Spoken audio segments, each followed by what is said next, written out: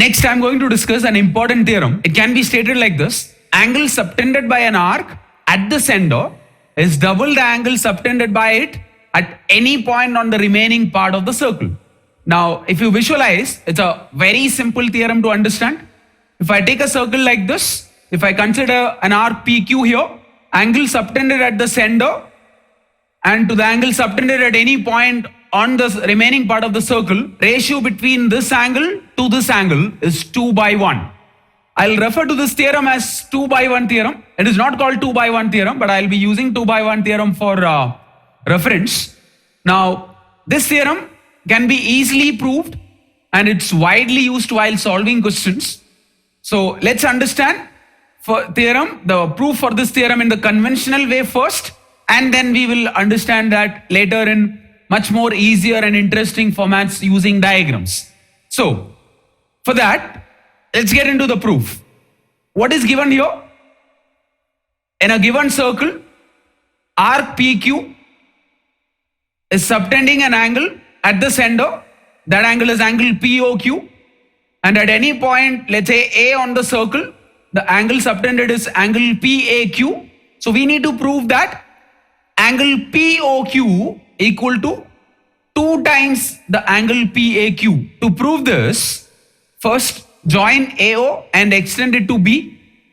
Now in triangle OAQ, angle OAQ equal to angle OQA, because they are the angles opposite equal sides. Why equal sides? Because OA and OQ are the radii. And we can write angle BOQ equal to angle OAQ plus angle OQA, sum of these two angles, because exterior angle equal to sum of interior opposite angles, which in turn can be written as 2 times angle OAQ, because these two angles are equal. Now that's the first statement. Similarly, in triangle OAP, we can write down angle OAP equal to angle OPA, because they are angles opposite equal sides. OA and OP are the radii. And angle BOP equal to this angle, that is angle OAP plus angle OPA, sum of remote interior angles, which in turn can be written as 2 times angle OAP. Now take that as the second statement. Now if I take sum of first statement and second statement, what I'll get is angle BOQ plus angle BOP equal to 2 times angle OAP plus angle OAQ. Now this in turn can be written as sum of these two angles, that is BOP and BOQ is nothing but angle POQ. That's equal to 2 times angle PAQ, because what is PAQ? PAQ is nothing but sum of angle OAP and angle OAQ. So thus, hence the theorem is proved. That is angle POQ, which is angle subtended at the center, is 2 times angle PAQ, which is angle subtended at any point on the remaining part of the circle. So it's a very simple theorem. This way we can understand the 2/1 ratio between the central angle, that is angle POQ, to the angle subtended at the one of the remaining, it can be any point on the remaining part of the circle, and that ratio is 2/1. It's an important ratio. I'll call it 2/1 theorem when it comes to circles and arcs. So just to summarize, even though there are 3-4 steps, but effectively it's nothing but in this circle, first the central angle, we'll take these two angles are equal, and sum of these two equal to this this particular angle, which is angle BOQ, and these two angles are equal. Sum of these two equal to this particular angle, which is BOP. Now sum of these two obviously will be 2 times sum of these two. Thus it can be easily proved. Just that while writing in the exam, you'll have to write step by step by naming the angles. But when you visualize, it can be understood in exactly 30 seconds. Like first you take these two equal, sum of these two is this one. Then you take these two equal, sum of these two is this one. So because of that, so you are getting this angle as 2 times this has 2 times this. So sum of these two will be 2 times sum of these two. Very simple. Now let me simplify this 2/1 theorem with just one intuitive movement. So if I take a circle like this, we know that POQ by PAQ is 2 by 1. Now why it's 2 by 1? To understand, I just need to, PA is a line, I just move PA so that it becoming PA dash where it's a diameter. Now in this case, if this angle is 1, this is also 1 because they are opposite equal sides. So this 1 plus 1 will directly become 2 in a single step. So in the proof which we did previously, the conventional proof, we are doing this in 2 steps, but this is an interesting way to relate to 2 by 1. Very simple, right? If this is POQ, this was PAQ, just move this line so that PA dash is the diameter. Now 1 adding up to 2 because that's the external angle, exterior angle, and some of interior opposite angles. This is a very simple method to relate to 2 by 1. And here we can move PA to PA dash because A and A dash are nothing but they are just 2 points on the remaining part of the circle. So whether I take A or A dash, the theorem is still applicable. That's why we can have this movement and relate to 2 by 1 in a very simple manner. We'll end up getting a lot more interesting properties. So if I take the same circle where PQ is the arc, we know that this angle by this angle is 2 by 1, same 2 by 1. From this 2 by 1, let's see how we can get more properties.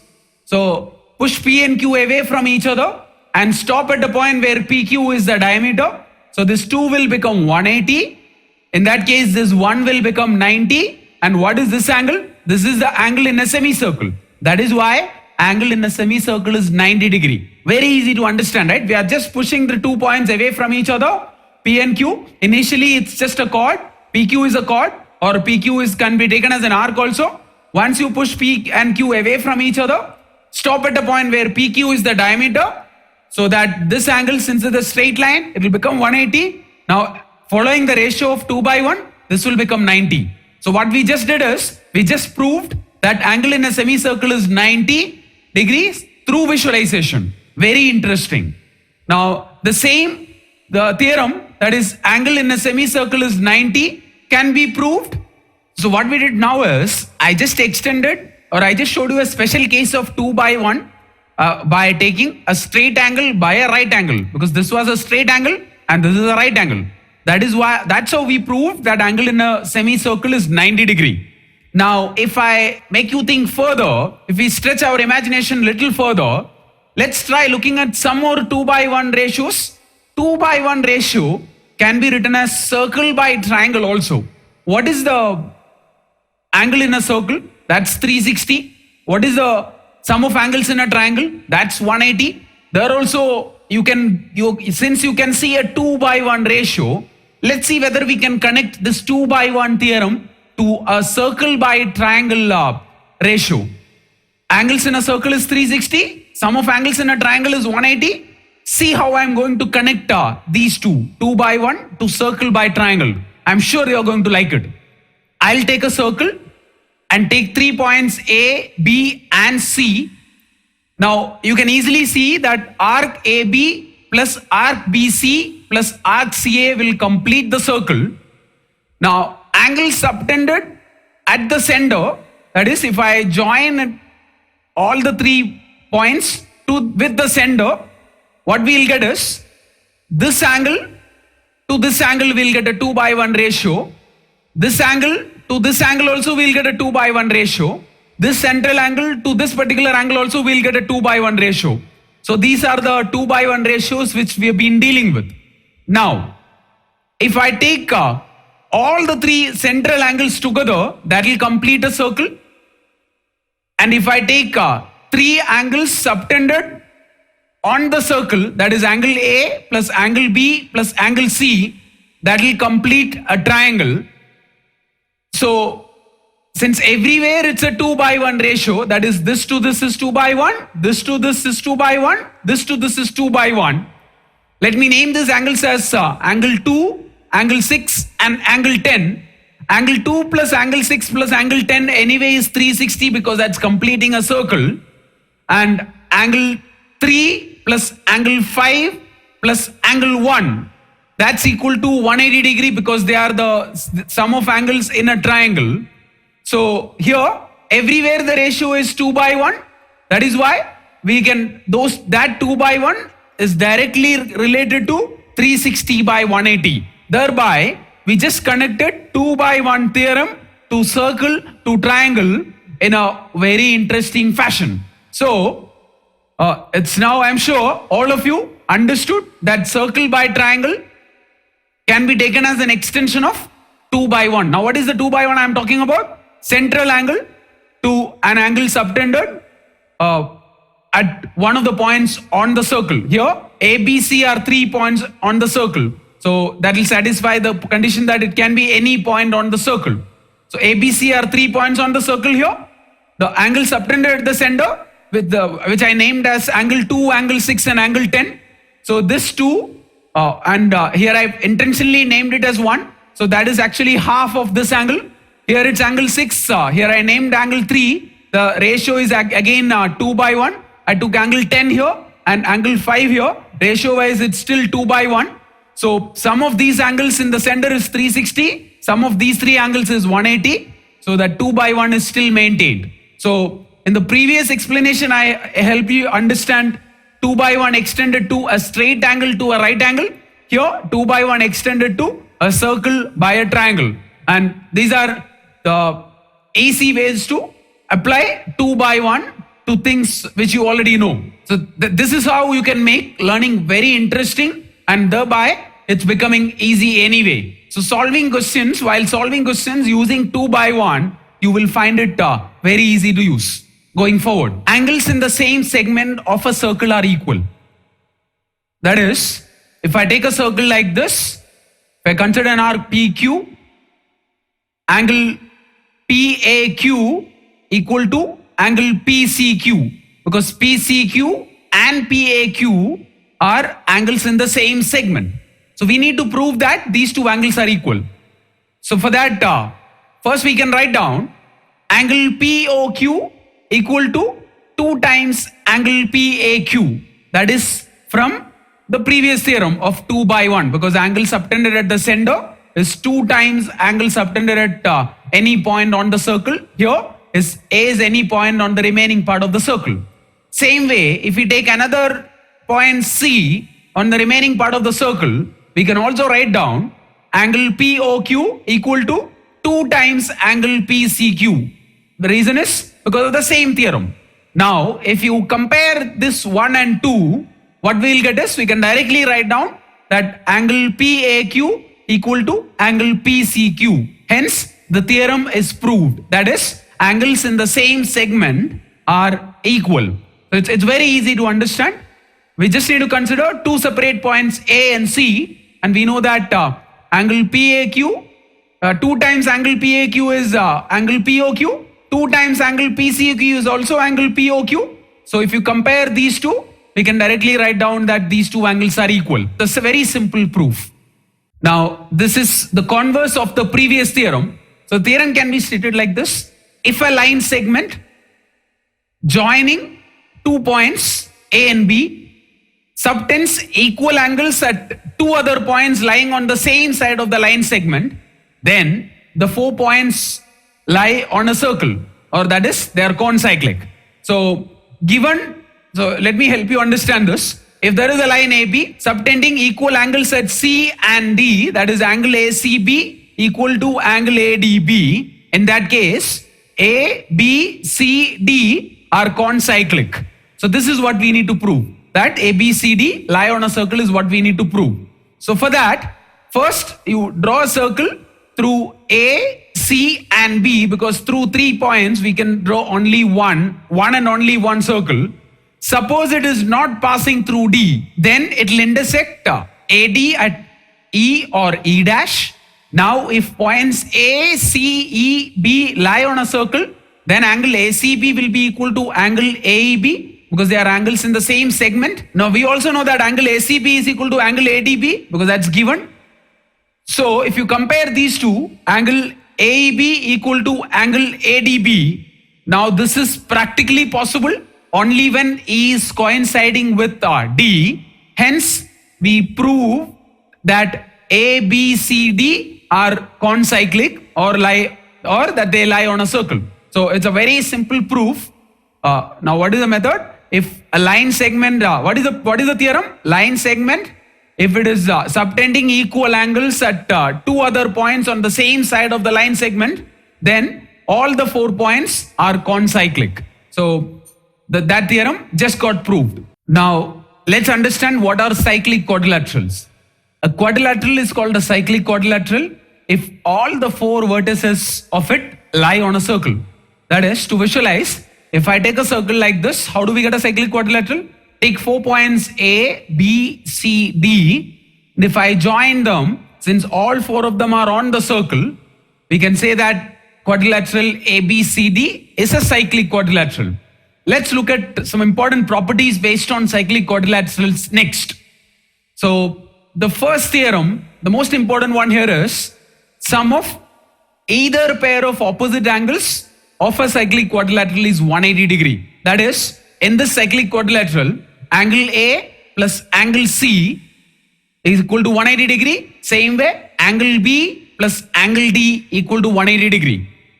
So it's a very simple theorem. If you take sum of opposite angles in a cyclic quadrilateral, they are supplementary. That is, they'll add up to 180 degree. We will see the proof why this is 180 degree. We will prove this theorem next. To prove this theorem in a cyclic quadrilateral, opposite angles will add up to 180. It's a very simple proof. So take the circle, take 4 points A, B, C, D. If I join, I'll get a cyclic quadrilateral A, B, C, D. We need to prove that angle A plus angle C is equal to 180 and angle B plus angle D equal to 180. To prove this, first join AC and BD. If I name the angles the way it is given, if I consider segment AB, angle 1 equal to angle 4 because they are angles in the same segment AB.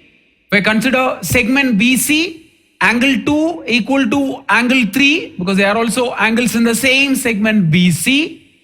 Now, if I take sum of these two, angle 1 plus angle 2 equal to angle 4 plus angle 3, which is equal to angle D, right? Angle 3 plus angle 4 is nothing but angle D. After that, consider triangle ABC, this particular triangle. In this triangle, angle 1 plus angle 2 plus angle B, that's equal to 180 because they are angles in a triangle.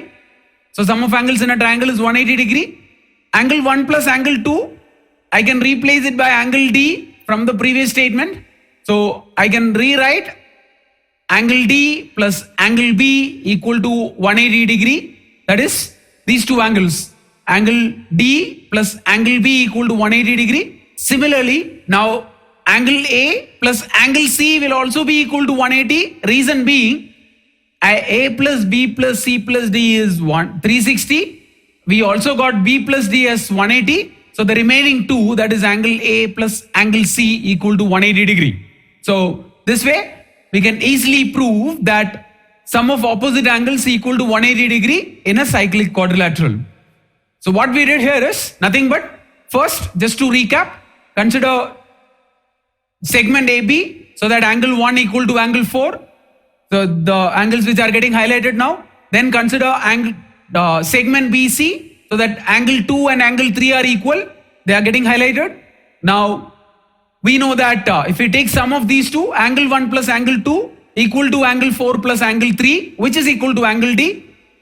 Then just consider this particular triangle so that 1 plus 2 plus angle 1 plus angle 2 plus angle B is equal to 180 degree. 1 and 2 you can replace it by angle D. So we got angle D plus angle B as 180 degree. That is sum of opposite angles equal to 180 degree. So it's a very simple proof, which I am sure all of you will be able to write down.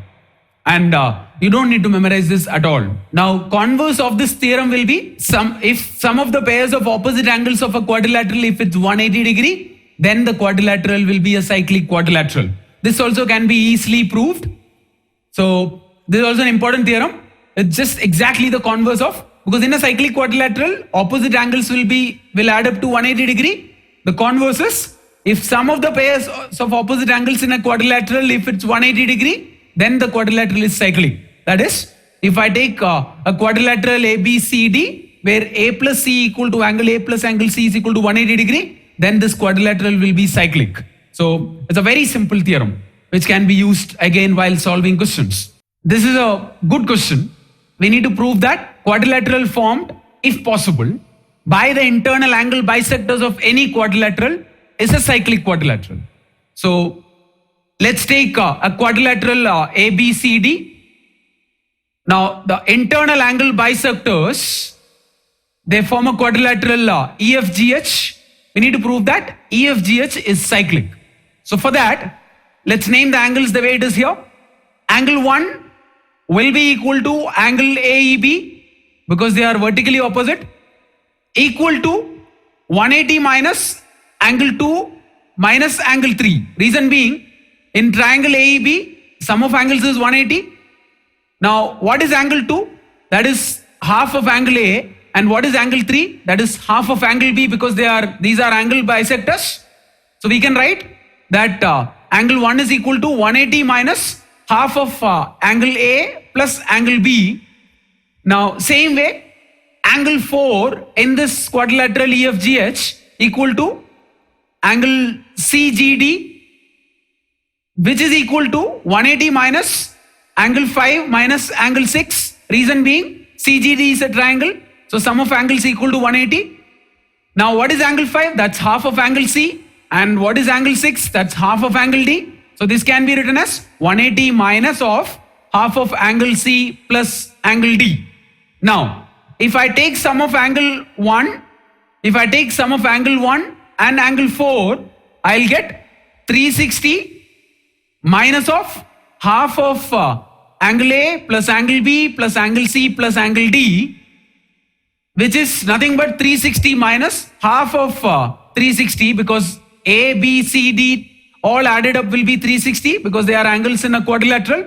So we'll get angle 1 plus angle 4 equal to 180 degree. Since opposite angles are adding up to 180 degree in a quadrilateral, we know that the quadrilateral is a cyclic quadrilateral. So it's easily proved that EFGH is a cyclic quadrilateral. That is, angle bisectors in a quadrilateral will form a cyclic quadrilateral. Very easy. Now it's a very simple question based on cyclic quadrilaterals. So in this diagram, angle CAD equal to angle DBC because they are angles in the same segment and that's equal to 55 degrees. Angles in the same segment CD. Now angle A, this complete angle will be equal to angle CAD plus angle BAC, which is 55 plus 45 equal to 100. Now angle A plus angle C equal to 180 degrees because they are opposite angles in a cyclic quadrilateral. So getting angle C, which is nothing but angle BCD only, is nothing but 180. From 180 degree, if you subtract this 100, you will get the answer as 80 degrees. So it's a very simple question. You can immediately mark the answer. Now this is also a very simple question. To do this, first join AB. Now angle ABD will be 90 degree because that's angle in a semicircle. Angle ABC is also 90 degree because of the same reason. So if I take angle ABD plus angle ABC, it will become 90 plus 90 equal to 180 degree. Therefore, DBC is a line, that is B lies on the line segment DC.